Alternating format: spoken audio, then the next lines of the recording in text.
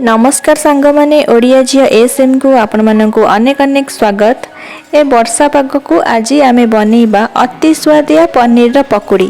तो चलंतु देखि नबा आज रेसिपी। पनीर रा पकुड़ी बनेइबा पई मु एठी 400 ग्राम रा पनीर नेची। पनीर को एठी निज पसंद रे काटी नेबा। तो मु एठी एमिति स्क्वायर शेप रे काटी नेची। तापरे पनीर को गोटे प्लेट रे काढ़ी नबा।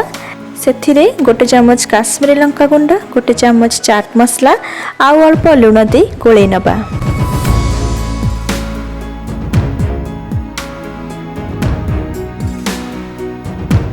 तापरे आउ गोटे बड़ पात्र रे गोटे गिना बेसन नेची।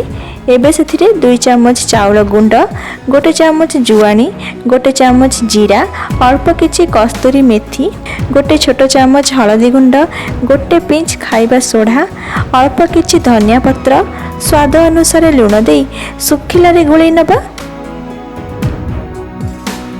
आउ भल कलर पई एठी गोटे चम्मच काश्मीरी लंका गुंड देउछि। एठी ए ऑप्शनल अछि। सबु को भल भाबे गोळे सारिबा परे अल्प अल्प पानी दे गोटे बैटर बनै नबा। मु जेउ गिना रे बेसन नेथिली से गिना रे गोटे गिना पानी दरकार हैला।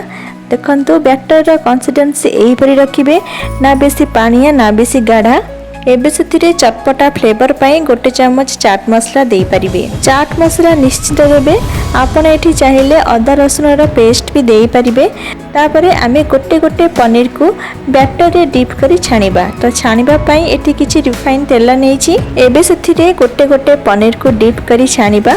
छानिबा समय रे गैस रा फ्लेम मीडियम रखी छानिबे। एमिति एपट सेपट करी गोल्डन हेबा पर्यंत छानिबा।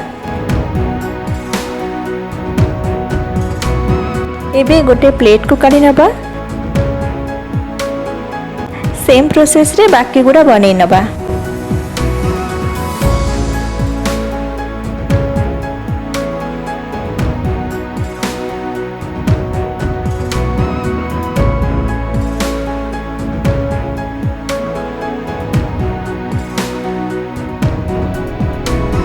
तो एबे सेतिरे अल्प चाट मसला पकै नबा। एबे हमर गरमा गरम पनीर रा पकुड़ी खाइबा पई रेडी।